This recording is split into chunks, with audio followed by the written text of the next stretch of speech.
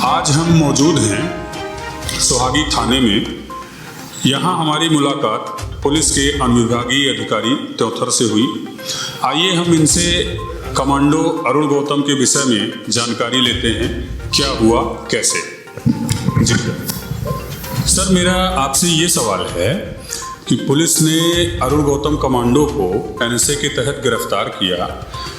समाज सेवी व्यक्ति को एनएसए लग जाना ये कहाँ तक जायज़ है? देखिए, कमांडो अरुण गौतम के खिलाफ अपने सोहागी चाकघाट में कई अपराध पंजीबद्ध थे ऐसा, और इनके द्वारा जो जेई के साथ मारपीट की गई एमपीवी के, उसमें प्रकरण पंजीबद्ध किया गया और इनकी तलाश कर रही थी पुलिस। और पुलिस ने जब इनकी तलाश किया तो इनकी गिरफ्तारी इनके नैनी स्थित आवास से हुई। जब इनकी गिरफ्तारी हुई उस समय यूपी पुलिस भी अपने साथ में थी, और यूपी पुलिस ने जब इनको देखा तो उन्होंने बताया कि हमारे यहाँ का ये व्यक्ति हिस्ट्री शीटर है, उत्तर प्रदेश में भी इनके खिलाफ कई अपराध पंजीबद्ध है।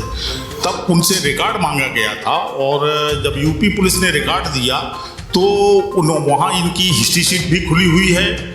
और हिस्ट्री शीट उस व्यक्ति की खुलती है जो लगातार आतन अपराधी होता है और गंभीर अपराध घटित करता रहता है, किसी तरह से वो अपने आपराधिक कार्यों से बाज नहीं आता है।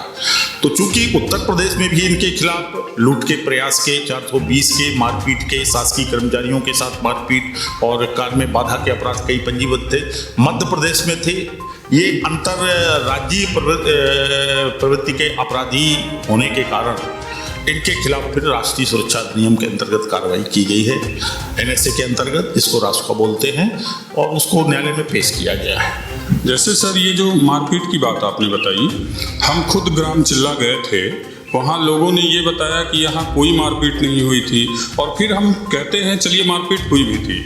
तो बिजली विभाग का अधिकारी तो सिर्फ अधिकारी होता है, उस पर एसटी एससी की कार्रवाई करना कहाँ तक जायज़ है? जो मारपीट हुई थी वहाँ चिल्ला गांव में, उसमें पुलिस भी जब सूचना मिली थी तो पुलिस भी मौके पर पहुंची थी, और वो कर्मचारी ट्रांसफार्मर लगाने के लिए गए थे, जिसको लगाने नहीं दिया जा रहा था, और मनचाही जगह में उस ट्रांसफार्मर को ले जाना चाहते थे।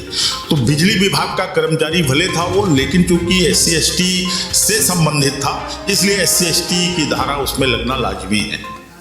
क्योंकि जातिगत टिप्पणी या कुछ भी ऐसा तो कुछ हुआ नहीं लोगों के बताए अनुसार, और फिर अधिकारी से झगड़ा इसी बात का, बिजली विभाग के अगर वो अधिकारी नहीं होते तो उनसे झगड़ा किस बात का होता? तो इस पर ST SC लगाना जायज़ लगता नहीं है। देखिए, ये आपकी नज़र में हो सकता है, लेकिन कानून की मंशा ऐसी है कि वो चाहे किसी विभाग में कर्मचारी हो या चाहे सामान्य व्यक्ति हो, यदि वह SC ST से संबंध रखता है तो अन्य धाराओं के साथ SC ST की धारा का समावेश होना अनिवार्य है, और इसी कारण से उनके विरुद्ध SC ST की धाराएं लगाई गई थी। और वैसे तो वो ट्रांसफार्मर लगाने के लिए गए थे, वहाँ किसी अन्य व्यक्ति के जाने की आवश्यकता नहीं थी। यदि ऐसा लगता है कि वो उपयुक्त स्थान नहीं है ट्रांसफार्मर लगाने का, तो इस संबंध में वरिष्ठ अधिकारियों से संपर्क किया जा सकता था। मौके पर आक्रामक होकर जाने की पहल करना, क्योंकि वो स्थान नहीं था, वो सिर्फ MPV वाले वहाँ लगाने गए थे, तो वो उनके लिए स्थान निर्धारित था, किसी और वहाँ जाने की आवश्यकता नहीं थी। यदि नियम विरुद्ध ट्रांसफार्मर लगाया जा रहा था, यदि नियम विरुद्ध MPV वाले कार्य कर रहे थे, तो उसकी उचित फोरम में शिकायत करनी चाहिए थी। जी, जैसा मेरा एक और सवाल था सर, कि आपने बताया यूपी में हिस्ट्री शीटर थे, और मूलतः MP में ही मैं उनको जानता था।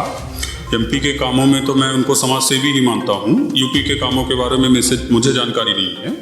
तो सर, ये हिस्ट्री सेटर कैसे, जैसे समाज सेवी का काम ही होता है, छोटे मोटे झगड़े इधर उधर होते रहते हैं, इनमें हिस्ट्री सेटर बना देना यूपी पुलिस का, इस विषय में कोई जानकारी? देखिए, हमने जो यूपी पुलिस से संपर्क किया, समाज सेवी होना अच्छी बात है, लेकिन समाज सेवा के नाम पर किसी तरह के अपराध करने की छूट किसी को नहीं है। वो किसी भी व्यवसाय में शामिल हो, लेकिन जो देश में कानून बने हैं उनका उल्लंघन कोई नहीं कर सकता है, फिर चाहे समाज सेवी हो या कोई हो, समाज सेवा के नाम से। अब रही बात की हिस्ट्री शीट उनकी क्यों खुली, तो उत्तर प्रदेश की पुलिस ने उनकी हिस्ट्री शीट खोली है, और जब उनको ये हिस्ट्री शीट तब खोली जाती है जब किसी के अपराध में अंकुश नहीं लगता और उस लगातार अपराध करता रहता है, तो उस पर निगरानी जाने के लिए उस पर उचित निगरानी रखी जाए, ये हिस्ट्री शीट खोली जाती है। और यूपी पुलिस को ऐसा लगा होगा कि इन पर निगरानी रखा जाना आवश्यक है, इसलिए उन्होंने हिस्ट्री शीट खोली होगी। जी सर, ये अब इसमें आगे क्या होगा? क्या कमांडो साहब लंबे समय के लिए जेल में रहेंगे या छोड़ा जाएगा? कुछ इस विषय में जानकारी दे पाएंगे? देखिए, अब जो कार्रवाइयाँ हुई हैं तो पुलिस के द्वारा तो कार्रवाई की जा चुकी है। अब मामला है न्यायालय का, तो न्यायालय क्या विचार करती है, जमानत आवेदन पत्र लगेंगे तो न्यायालय यदि उचित समझेगी तो न्यायालय उसमें जमानत देगी, या नहीं उचित समझती है तो कब तक रहेंगे, इस संबंध में पुलिस नहीं बता सकती है। जी।